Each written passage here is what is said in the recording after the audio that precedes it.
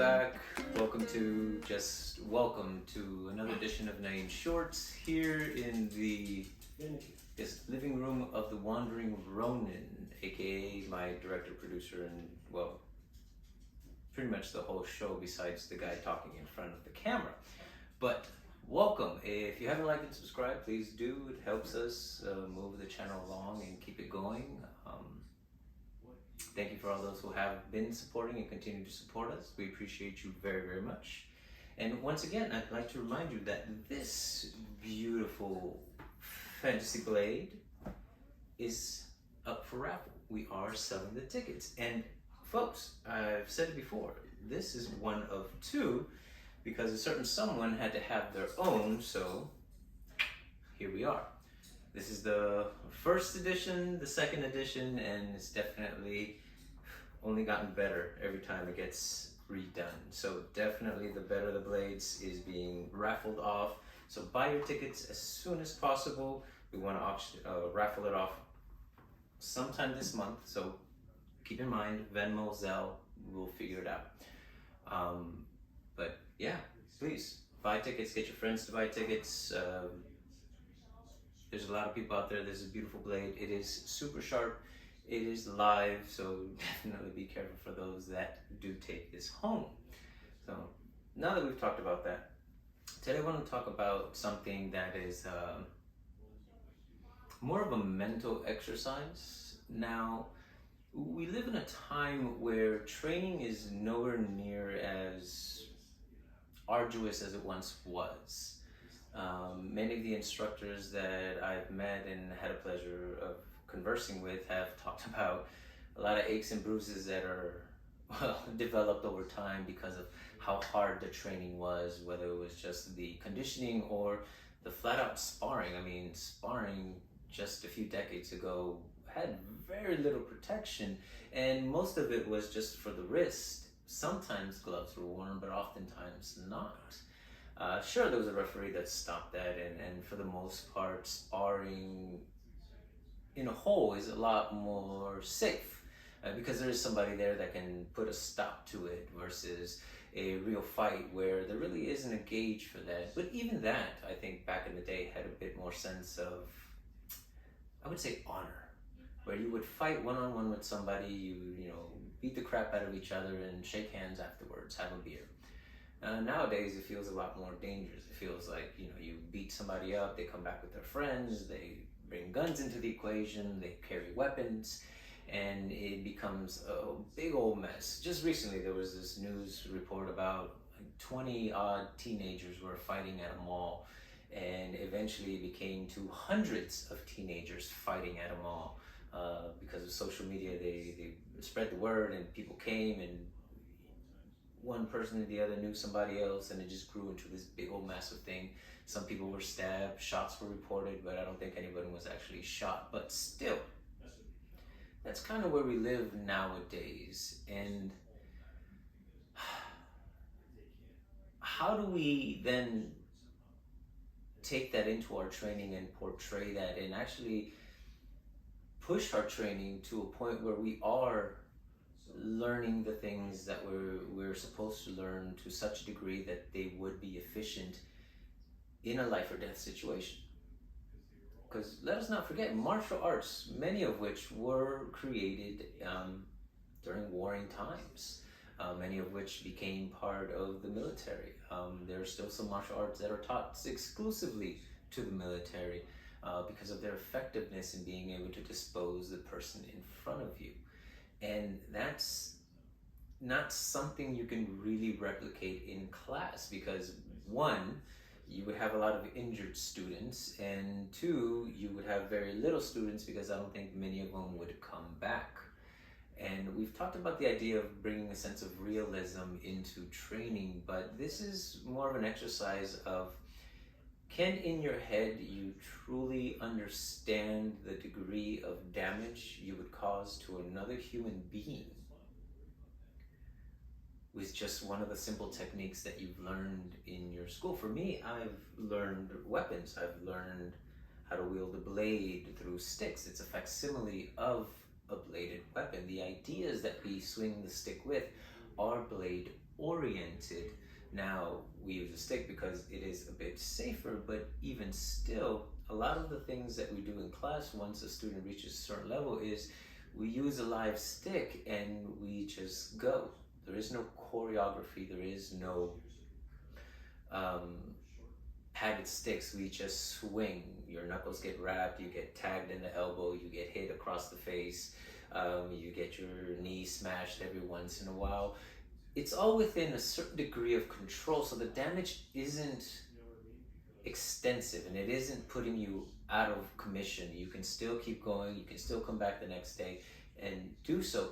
But the idea behind that is that we constantly play on hitting what we mean to hit and understand what it is that we're hitting and the damage that is causing. We talk about vital points in many martial arts, but do we truly understand what it's like to crack somebody's skull or break their nose or pop their eardrums, dislocate their jaw, crack their sternum, crack a rib, break a leg, break an arm? Now, personally, I don't know any of these things. Personally, I've never done these things to people, and I like to believe that I never want to. And I think most of the martial artists that I have met in my 9, almost 10 years of training are about the same. They're some of the nicest people, very kind-hearted, and they don't want to go that far. But folks, if we don't, are we then lacking something in our training? If we don't mentally take it to a degree where we're really causing these things to people, or even being capable, or even being able to imagine doing this to somebody one day, would that cause us to stop short the day we really need it? The day we really have to go that far and to protect ourselves, to protect our loved ones, take it to that degree.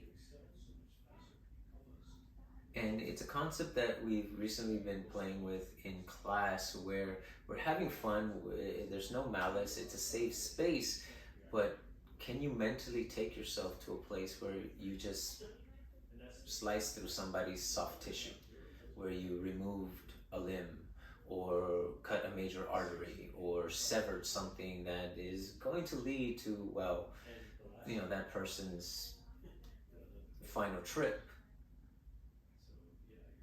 Now, if we think about martial arts in the way that it once was, or it was in times where it was war, it was about killing one another, the effectiveness of the arts that have persisted this long because of their effectiveness. And with the advent of competition, such as sparring matches, point matches, even the ring with a referee, where you don't have to necessarily knock out the person, you can win by points alone. Well, then there's a sense of safety there.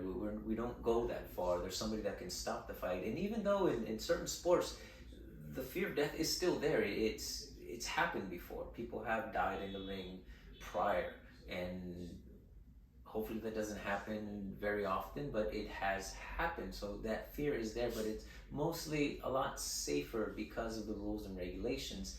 But oftentimes the conversation comes up is, do those rules and regulations damper the art? Do they damper what the art is intended for? Because we do talk about the targets that we swing a blade in. We do talk about how to minimize movement, get straight to the point. No pun intended, but really stick that where it needs to go. And even if it's not a bladed weapon, if it is a blunted weapon like a stick, the parts that you hit, rattan can in fact break bone. Now, we don't intend to, and we don't try to, because again, we don't want to hurt each other, especially not in class. But are we mentally prepared for that idea if it ever comes to pass? Now, granted, there's also the other side of it where we don't want to teach aggression, or, I'm sorry, that's misspoken. We don't want to teach unchecked aggression, because you do need a certain amount of aggression in the way that you do things to be able to accomplish them. even mentally. But to understand the difference, to know what it is that your intention is altogether, that goes down to your basic arts of punching. Where are you punching? What are you punching? What sort of force are you actually generating? You know, you don't punch at a target, you punch through a target. Do we truly understand what that means in real life, in the real world? And unfortunately, many of us will not know, or maybe not unfortunately, because we don't want to take it that far. But we should at least have an idea of what that's like. There's ways to supplement, there's, you know, punching bags, there's punching dummies. But I think ultimately what it takes is really that mentality to go there. The idea and the acceptance that you may have to go there one day. And that's not easy. I think a lot of people are, for the most part, good people and don't want to go that far. But the people that we are learning to defend ourselves against aren't in the ring. They aren't in sanctioned sparring matches. They're out in the street. They're the ones that don't care. They're the ones that will harm you because that's what they want to do, regardless if they've had any training or not, just experience. And while I have no want to go out into the world and get into fist fights and build a reputation and learn from that type of experience, I do want to advance my training to a degree where if I had to, it would be effective.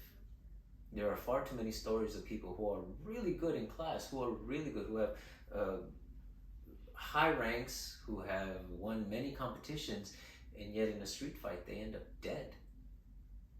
So what was missing? They obviously have the physical skills. So what was lacking there? I can only imagine that it was the mentality to keep going until that threat was neutralized, which isn't an easy thing to do, but it's something that has to be at one point at least considered, talked about. Very often when we do flow with sticks in our class, it isn't to hurt each other, but in our minds we're thinking what parts of the body we're hitting. And we have to understand also as the training partner whether or not we got hit in a place that killed us. Because ultimately that's the other side of it. You getting killed in a fight. And while we don't like talking about it, I think it's important that we acknowledge that when we are doing things, especially with weapons, and even empty-handed, because you can still kill somebody empty-handed. I mean, people have been pushed the wrong way and fell down and died because they hit their head a certain way. We also study the vital points, so our minds are already geared for those spots when we attack. So we have to consider that, hey, in that instance, if our teacher wasn't there, if that person wasn't holding back, how messed up would we be? And do we have enough sense to realize that, okay, that bit of fear of dying in that training session, even though it's not going to happen for real, but accepting it, how will that push your training? How will that push your mentality to then do better, to understand more, to push yourself to get better than you were? So maybe that doesn't happen. Again, this is all more of a mental practice and a mental idea, but how do we then portray that to our students? So they understand that as much fun as it is to be in class, there is a degree of seriousness that needs to be considered. It needs to be not just thought about, but accepted, acknowledged. Because the people that they would defend themselves against isn't going to be anyone that's going to hold back. And if it is, great, you lucked out. I'm sure there's been people in many fights who they fought, maybe they get knocked out, maybe they win, whatever the case may be, and then that's it. There's no other repercussions beyond that. But that isn't always the case.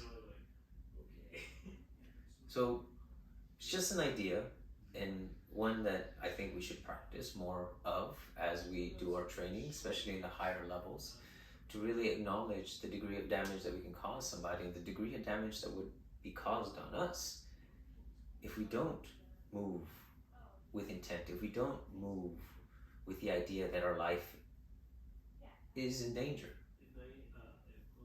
It's not a fun idea, but it definitely is one that will help shape the way that you train. And you don't have to hit each other and bruise each other up to prove it. All you really have to do is remove the ego from the entire situation, from the entire training process. One, the understanding that, hey, this is the degree of danger that you could be in. And B, that you have to acknowledge that the person in front of you did something significant enough that everything you did after that didn't matter. You'd be stumbling, you'd be knocked out, or you'd be dead. But the strength that you gain from being able to accept that, regain your composure, step back into it, and continue despite whatever happens in your head, that's the learning process. That's the part that's going to really fortify your ideas to be able to perform them when you need them to happen. So I ask you, how many times have you died in your training? I can personally tell you I die all the time, especially when I'm training with my instructor. And even some of the newer students, because the reality of it is someone can get a lucky shot. You could neglect yourself for a split second, and that's enough to get blindsided by something, to get hit in the wrong place, to get struck when you least expected it, and there you are. And even the way that you respond to that. Ow, it hurts. Ow, my boo-boo, and the hits are still coming. Or do you grit your teeth and keep going? Do you accept that, hey, that was a major muscle group. Sure, I got cut, but I can still move. Oh, that was a joint. That joint is trash. It's probably not going to be very helpful. But then you push yourself to understand, okay, what could I have done? What could I have done? What more could I learn from my failures? Because that's what it would be. It would be a failure of whatever it is that you were training, whatever it is you intended to do that didn't work out. How did you do it better? Again, it's a mental process, it's an idea, it's a concept that we've played with that we take serious enough to laugh about it. And I know that may not make a lot of sense, but behind that is that if we can get comfortable and laugh in a situation where, in our minds at least, not for real, but in our minds at least, we are with the threat of life, where our life is truly in danger because the person in front of us is far more skilled, has more experience, can hit harder, is bigger, is stronger, is faster. How will that affect the way that then we approach our training? So, how do you guys do it?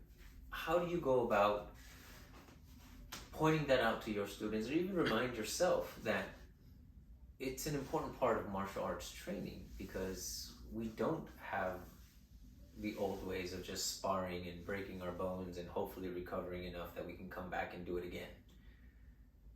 We don't have that luxury either to just be, blind to the idea that we could potentially be in that danger. And some people live in places where that danger is very real at all times. But just because we live in a place that's primarily peaceful doesn't mean that it won't find you some way, somewhere, and hopefully not when you least expect it. So before I go, I'd like to remind you, the OKO, September 30th. It is a Saturday, so please check that out. It will be in Pleasanton. Reach out to Dennis Duarte. He has all the information regarding the seminar itself, and it's going to be a fun time, folks. Hope to see you there. We'll definitely be there with our colors and representing, but mostly we'll be learning and just growing our art as much as we possibly can. So thank you again for joining me on another one of Nain's shorts. 3, 2, 1.